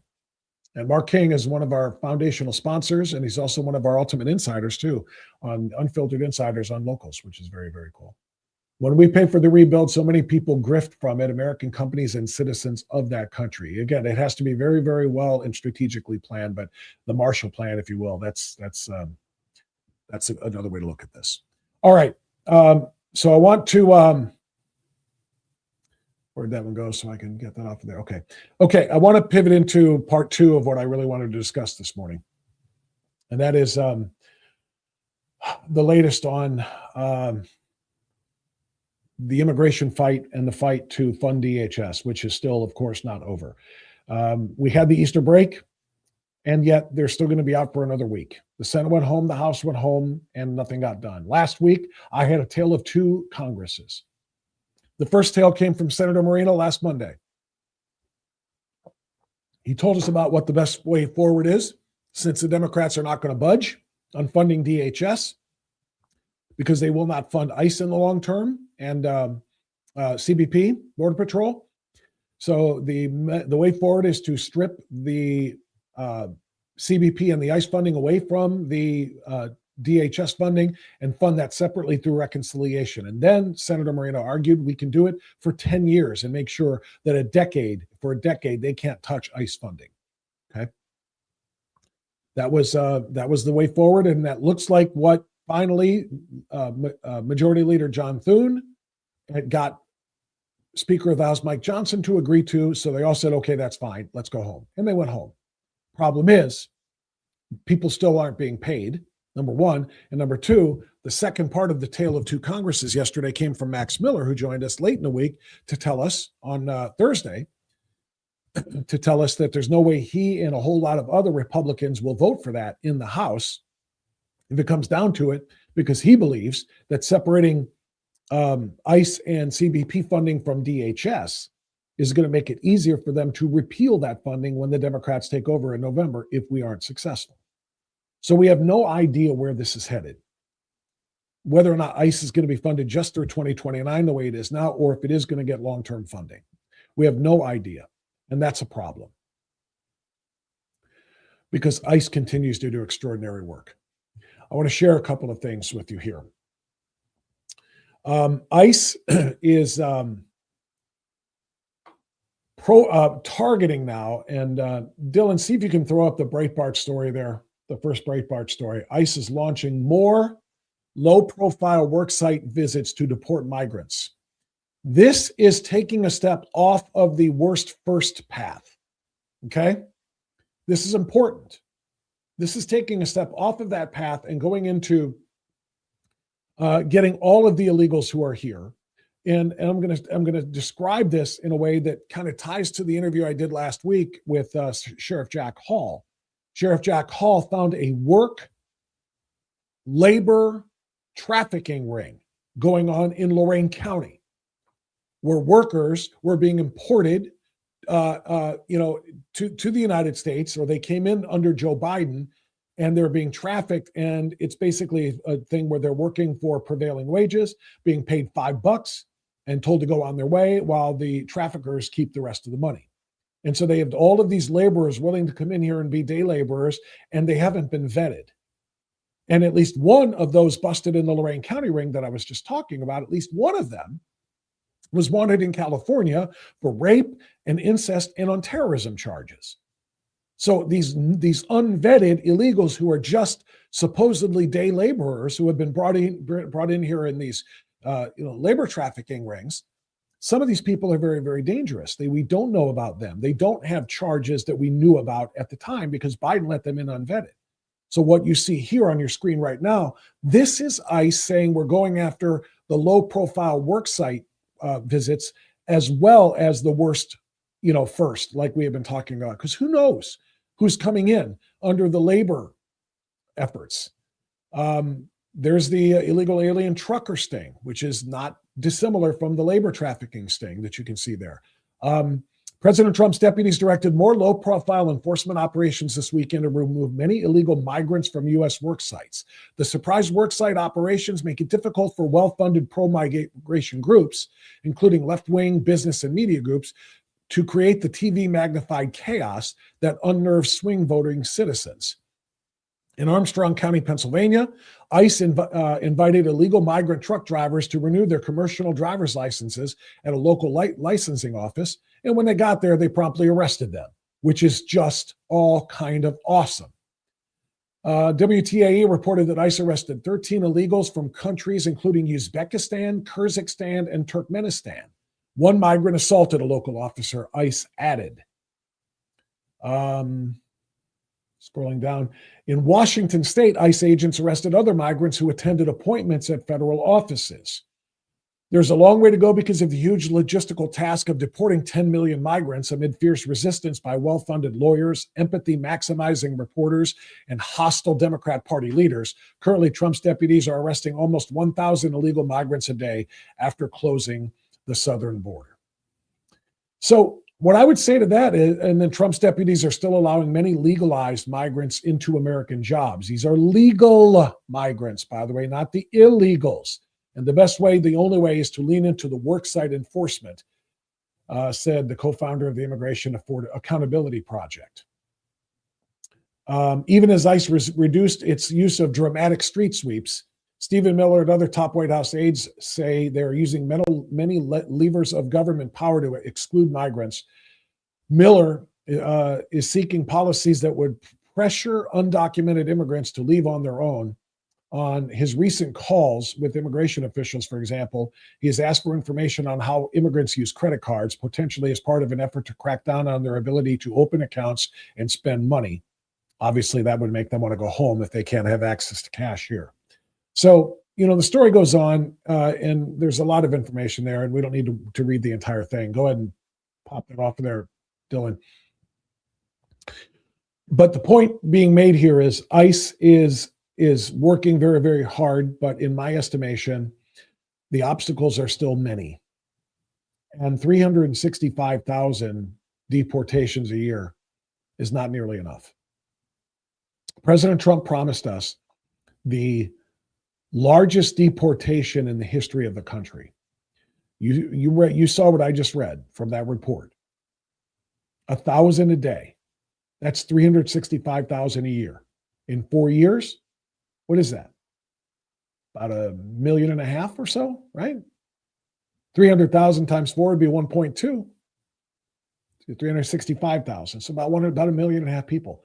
10 to 12 to 15 to 20 million came in under Biden alone. That's not enough. ICE still needs to be supported. They do need to hit the soft worksite places. They do need to round these people up, even if they don't have necessarily criminal records that they're aware of. They've got to go out and find these people where they are, because when you find them where they are, like in Lorain County in the trafficking sting, you find out, look at this. This is one of those dangerous people, a violent rapist. Okay? They've got to go out and get them, and that means they need more support. which brings us to a couple of other ICE stories. Dylan, give us number 4 under immigration. The school reverses the suspension. ICE needs support. ICE, do I have pictures? Oh, I don't think I do. Two different people sent me pictures yesterday of them wearing their ICE, I Stand With ICE shirts from our ICE party out in public places, one at an airport, one at a grocery store, and they sent me selfies of them wearing their shirts and telling me they were getting high fives from people over that, which is just freaking awesome. That's the kind of support I'm talking about. We need to make it okay to support ICE. The more support ICE gets from the public, the more support ICE gets reported to members of Congress from the public, the more maybe they will be allowed to go out there and do their jobs more without the obstruction. Very, very important. And that's where this story comes from. A San Diego area school district has expunged the suspension of a student who was suspended for creating flyers supporting ICE. The unidentified male was suspended in February after he had posted flyers at the school in support of ICE, saying, "We heart ICE," in support of Immigration and Customs Enforcement. We heart ICE, real Americans, according to a Wednesday press release from the Foundation for Individual Rights and Expression, FIRE. That's a good group. Greg Lukianoff is in charge of that group. I've talked to him before. 2 weeks earlier, the school had allowed students participating in anti-ICE mid-school day walkouts to hold up posters that they made with statements including, "If you're an ICE agent, your mom's a hoe," and "FUCK ICE," and "ICE is KKK spelled differently." They were allowed to make those and fly those and hold those signs up. But a student who says, "I stand with ICE," or "I support ICE, real Americans," he got suspended. What, are you kidding? The school suspended the student over the flyers, despite the fact they were posted in a common area where other political flyers had been posted previously. The school said the student engaged in harassment and intimidation by posting those flyers. Fire Supervising Senior Attorney Connor Fitzpatrick said school administrators can't pick and choose which opinion students are allowed to express. Voicing an opinion which makes others upset is not harassment or intimidation. It is American democracy in action, end quote. The school agreed to wipe out the suspension after the student secured representation from FIRE. In other words, he lawyered up, so they said, "Oops, we can't get away with bullying this kid." Across the country, students have walked out of school to protest ICE, especially since Department of Homeland Security officers were involved in the fatal January shootings at Alex Preddy and Renee Good in Minneapolis. Other walkout protests have generated controversy or have turned violent. At Enumclaw High School in Washington State, police confirmed 2 arrests were made, one student being charged with assault, obstruction, and resisting arrest, another with obstruction. During that walkout, some students targeted and assaulted independent journalists covering the event. Yeah, that's because that's what they do. All right, thanks, Dylan. So in other words, the walkouts are perfectly A-okay with school districts. The walkouts and the signs that call ICE, and I've brought this up before, and I'm going to continue to hammer this home. ICE is made up of people. Dads mostly, and dads have kids in the very same schools that are staging walkouts to protest them and to call them KKK and to call them Nazis and to call them criminals. What about the intimidation and the harassment of those kids, the ones whose kids or the ones whose dads are ICE agents? So they have the temerity and the audacity to say a kid who holds a sign that says, "I support them," they're upholding the law. The law, you remember the law? Laws were passed that said people can't come here illegally. And so law enforcement is out there telling those people, "You got to go now. I support that." You're suspended. You're intimidating and harassing other people. What? I'm saying, go law. Yay, law. Yay, safety. Yay, security. Yay, law enforcement. We have to be able to show support. It can make a difference. I'm going to bring something up that has been brought up to me before. And that is the fact that every phone call to a member of Congress about a hot button issue is generally treated as 1,000 phone calls. The assumption is an American citizen who is passionate enough and concerned enough about an issue to actually contact a member of Congress with a phone call or an email it's indicative of the fact that there are at least another 1,000 just like them who aren't either brave enough or have the time enough or know how to find phone numbers to make those calls. One constituent contacting a member of Congress is treated as 1,000. So if 100 constituents contact their congressman and say, I demand that you support ICE. I demand that you fund ICE for 10 years. I demand that you stand up for law enforcement as our representatives. 100 of them would be treated as 100,000. And you know what it does? It makes them move. It makes them become more vocal. It makes them vote the right way. It makes them maybe even sponsor legislation in support of ICE. And so how do we move that? We move that by telling people that it is cool to support ICE. It is okay to support ICE. Defy those who would call you the intimidator. Remember these shirts that we were selling and actually we gave to all of the paid attendees of the I Support ICE, the ICE Appreciation Party? Those are the ones that people sent me pictures of yesterday. And they're on my phone. Otherwise, I would show them to you here on the screen, but they're only on my phone because they were messaged to me. But people are wearing those shirts in public and they're being supported. They're being given thumbs up, high fives, handshakes, whatever, by the people that they see.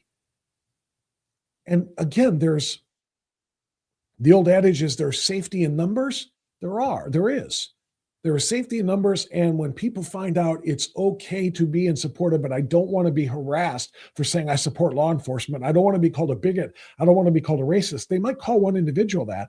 They're not going to call that if they see, dozens of people in a public place showing public support for ICE. That's why we have to do that. And that's why those shirts are still available. They're going to be a part of a bigger part of a store that I'm putting together, an online store, but those are available right now. I've got those in stock, except for large. I'm still waiting for the largest to come in, new ones to come in because those sold out pretty quickly.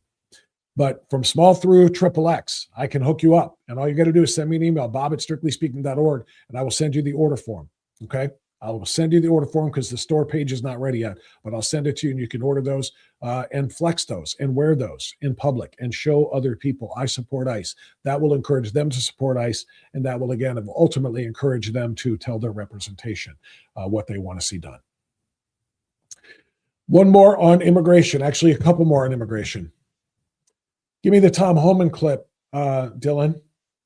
Border Czar Tom Homan, who is essentially in charge of pretty much all of DHS operations related to deportation. Because Kristi Noem, who used to battle with him a little bit, Kristi Noem is gone, replaced by Marquane Mullen at DHS. Tom Homan is still the border czar, and he is still in charge. So I've got Tom Homan embarrassing one of the Sunday show hosts. Tom Homan was on with, oh no, I take that back. I think this one is, this isn't from one of the Sunday shows.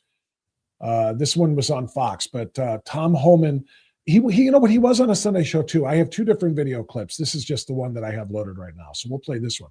But this is Tom Homan speaking out on what we saw yesterday. That's with Laura Trump, obviously. What we saw, not yesterday, but last week with the Supreme Court justices. The Supreme Court justices hearing the birthright citizenship case during oral arguments essentially telegraphed how this vote is going to go. At least two of the supposed conservative majority are going to go with the liberals. John Roberts and Amy Coney Barrett. At least those two. It's going to be 5-4 the other way. Birthright citizenship is going to live on, despite how insane that is. Despite the fact that Harry Reid, back in 1993, argued how incredibly dangerous that is and how stupid that is. and despite Tom Homan's warnings to Lara Trump yesterday. Let's hear that.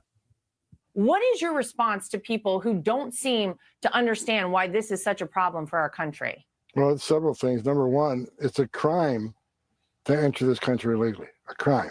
I don't think the founders want to reward that type of behavior by giving citizenship to a child they have here. Second of all, it's a major driver of illegal immigration. It's a magnet. A lot of people come here to have a child, to have a U.S. citizen child, to take advantage of the benefits here, the great benefits we have in this country for citizens. Third, birth tourism has been a problem for the 3 decades that I've been enforcing immigration law, especially from Russia and China, where hundreds of thousands of their nationals come to this country just to give birth. So we got, hundreds of thousands of Chinese nationals and Russian nationals who have U.S. citizen children. And when that continues, that is a significant national security threat. President Trump recognizes this, and he's asking the Supreme Court to consider it. And I think the Supreme Court, I'm hoping they find that birthright citizenship, it shouldn't be a reward to illegal behavior. So we'll see. But if they pass this, if they end birthright citizenship, it's going to take a big magnet for illegal immigration away. It's going to stop birth tourism. It's just going to increase the level of our national security across the spectrum. Thank you, Dylan. Well done. Grab the one below that now, Dylan, if you would, because the borders they're laid it out perfectly. He is exactly correct about what is wrong with birthright citizenship and birth tourism that has been allowed, from our enemies. Do you have any earthly idea? We talked about this some on Friday, I think, as we were covering this. But the number of Chinese nationals who have American citizenship because they were born here and then taken to China to be raised as a communist and then have the ability to vote in American elections because of where they were born. It is the most insanely self-destructive policy I think that any functioning republic could possibly have, but that is what we have. Now, to the point that Tom Homan made about birth tourism. This video that you're about to see is going to talk about not China and not Russia, but about Turkey. And Turkey is another Muslim nation, though. And Turkey knows the game and they know how to play it. And they know how to also soak up American resources by playing our birther tourism game and our birthright citizenship game. Watch this. Crackdown on an alleged anchor baby ring on Long Island. Prosecutors say more than 100 pregnant women from Turkey came here to give birth, so their children were instantly granted U.S. citizenship. The investigators say the women then used benefits like Medicaid. CBS 2's Carolyn Gussoff reports from Suffolk County. An alert Smithtown town employee noticed a strange pattern of birth certificates, 5 babies from one house at one time. An investigation led to an international fraud scheme, an alleged birth tourism ring operating on Long Island for 3 years. The defendants fraudulently facilitated the births in the United States of approximately 119 Turkish children. And those children now hold birthright U.S. citizenship. It's the 14th Amendment that grants citizenship to any child born in the U.S. Officials say in this case, ringleaders brazenly advertised in Turkey. Translation, if you believe your baby should be born in the USA and become an American citizen, you're in the right place. What's illegal, alleged lies to obtain. Rewind that 10 seconds. I want you to hear that part again. It's advertised in foreign countries. Take advantage of the stupid Americans and their birthright citizenship laws. Watch how we can do this. Play it again. In Turkey. Translation, if you believe your baby should be born in the USA and become an American citizen, you're in the right place. What's You can keep it going. Illegal, alleged lies to obtain travel visas, fraudulent Medicaid claims for babies and moms who stayed at 7 birth houses across Suffolk County. Women paid up to $10,000 each for accommodations and free health care paid by U.S. taxpayers. They're doing it on the backs of the taxpayers. They're milking the Medicaid system. 6 people arrested, charged with money laundering and $2 million in Medicaid fraud. Birth tourism has gotten the president's attention, who recently closed some loopholes. It is estimated that over 30,000 childbirths occurred in the United States last year alone. in connection with this practice. Prosecutors say the arrests are not about stopping immigration, but those who game the system. The desire to have your child born in the United States is understandable, but the methods and means employed by these criminals were both unlawful, completely unacceptable. Medical care in the homes is questionable. Prosecutors say the defendants are selfish individuals who see dollar signs instead of children. In Hauppauge, Long Island, Carolyn Gussoff, CBS 2 News. Okay. The defendant.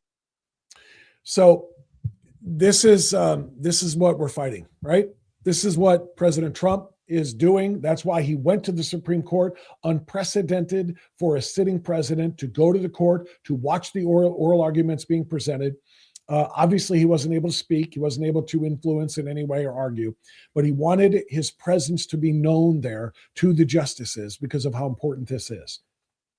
And this is as important as any decision the court has made in a very long time.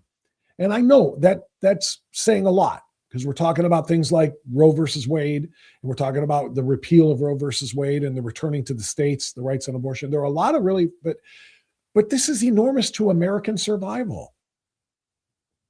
It's not an exaggeration. You allow hundreds of thousands of illegal aliens or birth tourists to come to the U.S. and pop out their children in a year, hundreds of thousands. You are 18 years away from all of them having voting rights, no matter who they are or what their intentions are. Okay? This happens year after year after year. What do hundreds of thousands become? They become millions. That means in 20 years, this country's face will be, first of all, it won't be American anymore. It'll be multinational. And second of all, it will not have the same foundation for our society that we have built, because that foundation will be built in other countries. Do you understand what I mean? You're born in America. I'm born in America. We grow up in American schools. We learn about the Constitution. We learn about the laws. We learn about liberty. We learn about freedom. We learn about what it takes to get here. And we live that. And we recreate that again and again and again, and with the next generation. And everybody knows what it means to be an American. Everybody knows what Western culture is. Everybody knows what Western civilization is because of that. 20 years from now, and then 21, 22, 23, 24, hundreds of thousands of new quote unquote Americans coming back to the United States after being raised in foreign countries. They have no idea what Americanism is. They have no idea what Western culture is. They have no idea what Western civilization is. They're multinational. Then because they have birthright citizenship, they can come whenever the heck they want and then settle in enclaves and balkanize the entire freaking country. That's the danger of this. That's why, again, Donald J. Trump is one of the most forward-thinking people, much less presidents, who has ever had an impact on this country. He's looking at the big picture here. Again, there are things that he's trying to do right now for which he will not be alive to see the results. Things he's trying to do that will far outlive him, and he won't be here to get the credit. So why is he doing it? Because he cares about the country. That's why. Like I've said before, I criticized President Trump for his tweet earlier, his Truth Social. And I criticized the loose lip sync ships. Why are we talking about and telegraphing everything we're going to do? But I'm going to, again, agree with President Trump 90% of the time. And on this is one of these things where I think we all need to give a huge show of appreciation to President Trump for trying to do things that are going to impact the country long after he's dead. So it's not for self-glorification. It's because it's the right thing to do. He's been talking about dealing with Iran since the 80s, since he was just the billionaire real estate mogul. And now that later in life, when he had the ability to do so, ran for president, and now is doing something about Iran, that is going to far outlive him. It'll certainly far outlive his presidency.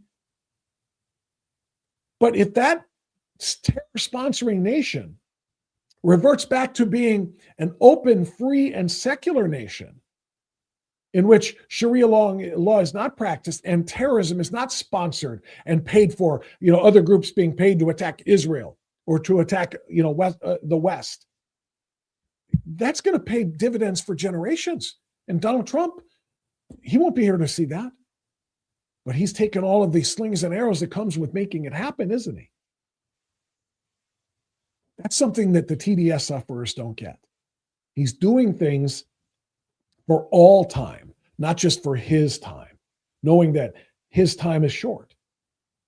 But the changes he can make that he's been talking about since he was in his 30s, the changes that he can make are there. And that's why people go on Facebook. Did you really vote for this? Look at what he just did. And the answer is pretty much yeah. Even the things that we might kind of like roll our eyes at or kind of cringe a little bit at or whatever, the answer is yeah, he's doing things that are going to be impactful for so much longer than you can even manage to think about with your shallow freaking thinking brain. Have a deep thought once in a while. And that's just the truth. Do I like every single thing he has ever done? No, that'd be impossible to do. No, I've said this before. Nobody is in 100% agreement with anybody except for the person that's looking back at them from a mirror. You're the only person who's going to agree with yourself 100% of the time.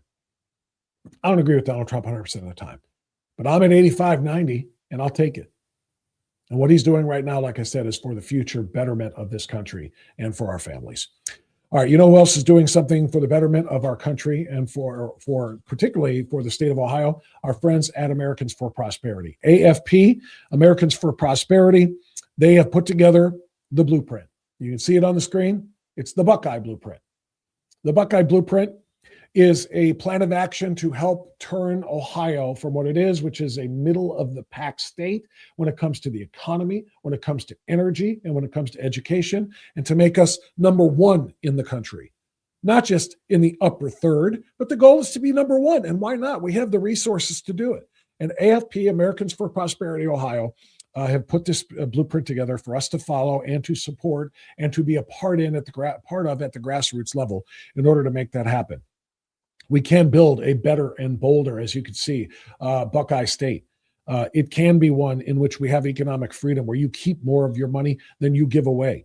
It can mean that parents are in charge of education as opposed to the institutions and the teachers' unions. It can mean that we have affordable and reliable energy without going broke, and make government work for the people again. It's all about policy, not politics, but it's about policy. That's what AFP Ohio is all about.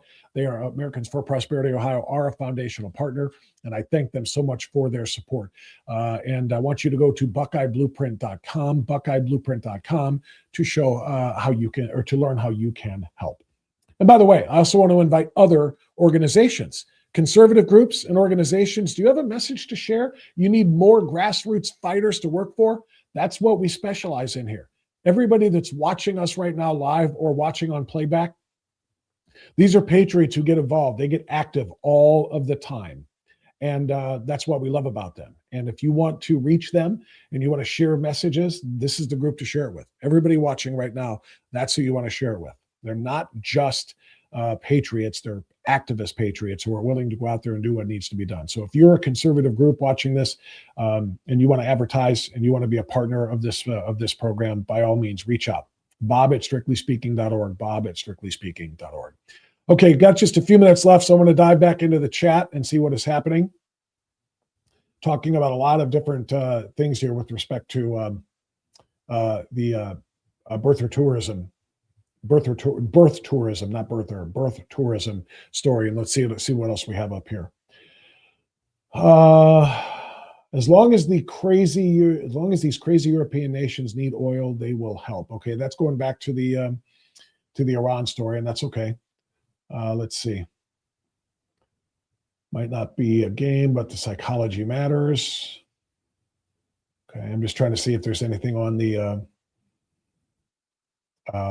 chat about the birthright citizenship. I'm supporting Senator Moreno. Didn't have a good feeling from Max Miller. Okay, that was this tale of two different one Senate side, one House side, and they don't always get along, even though they're in the same party. I tend to support Senator Marino's effort in this as well, mainly because he has an answer for it, and Representative Miller did not. Look, if we keep them together, those items together, and the Democrats won't budge, and we don't have enough votes to pass it ourselves, then we sit here in limbo literally until November, and then we lose. We have to get something done now so we can get back on the right track to getting more votes in November. So I agree with Senator Marino too. With deep respect to Representative Miller's position on this, I have one side over the other as well. I like this, Pat. Did you hear about the semi-truck driver? Oh, this is going back to the ICE agents and how they're finding people who caused an accident. Crazy. Yes, indeed, I did. Donna, are they really trying to defund ICE or the Border Patrol? Both. The funding for ICE and CBP, both of them are in the same package, and they will be. They're in the same package under DHS if everything was still together, or if they separated out, they were being separated out but together. So DHS and CBP are kind of like one unit in terms of funding, and so that's what they're trying to defund.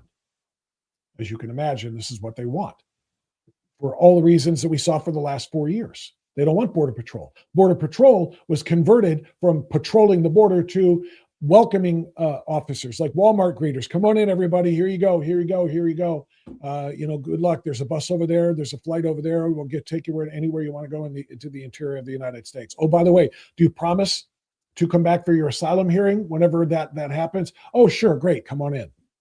That's what CBP was before, and that's what they want it to be again. Did you see Charlie's post wearing his Support ICE shirt at the airport? He said TSA agents loved it. That's one of the two I was talking about. The other one was at a grocery store, and it's only on my phone, so I can't show it. Hey, Europe, wake up and pay your bills. Yeah, I feel you. Not nearly enough deportation. CMG, exactly right. Not nearly enough deportations. 365,000 a year, which is what the average is now, is not enough. Completely concur. Follow the laws that are already on the books. Employers who hire illegals must be arrested and prosecuted. Don't disagree. Don't disagree at all. It's like Bongino said, one person stands up to dance, then another joins. It's that second person that has the real guts. That is very true. Dan's right. Let's see. What else do we have here? If you have to pay low wages to illegal workers, why are you entitled to be in business in the United States? Fair question there as well. Let me just get one or two more. Invite the illegals to a meeting. How stupid are they? Well, they don't know they're being invited by ICE. They think they're getting their CDLs renewed, for crying out loud. But it's, it reminds me, and I'll stop here because I'm out of time. It's already a couple of minutes after 9.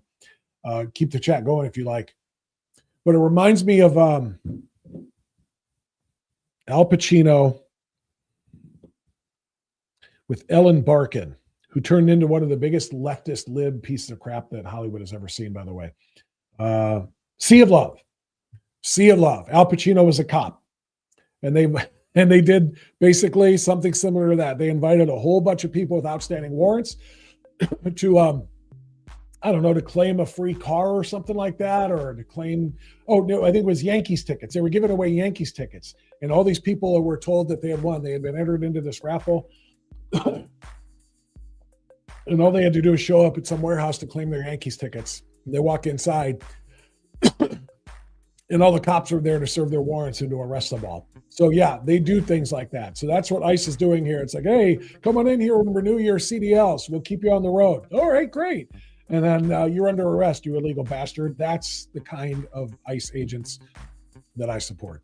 Look at Dylan playing the music for me, so I'm not hunting and pecking and trying to piece all these things together. Dylan that's his first live show he's ever done. We made it easy for him because there was no guest to deal with today. Tomorrow there will be 2, so it'll be a little bit harder. But Dylan is working with us now, kind of helping to co-produce this show. So Dylan, great first time on the job. Appreciate that. Your assistance is more than appreciated. And thanks to you, everybody, for being here. Don't forget, like, subscribe, and hit the join button to join the locals community. Become a paid supporter. And by the way, we are having a meeting next week. We decided to push our social event from this week to next week. We're going to be going out to a location that we will not say publicly because it's just for us. We're going to go and have a good time together. But we're going to give you perks like that if you are one of the paid supporters and a member of the Unfiltered Insiders. It's $10 a month. I mean, it's nothing. It's $2.50 a week. I mean, it's like it's a burger. It's not even a burger. Burgers are way more than $2.50 now. You get it. It's a cup of coffee. But become a paid supporter, and you'll be an Unfiltered Insider too. You can do that by hitting the join button down below. Also, don't forget to follow me on all the social medias. I'm constantly posting Bob France road rants on Instagram, X, TikTok, Facebook, and YouTube. So make sure you follow me and look for Strictly Speaking with Bob France on any or all of those platforms. And until next time. Oh, by the way, did you get notified?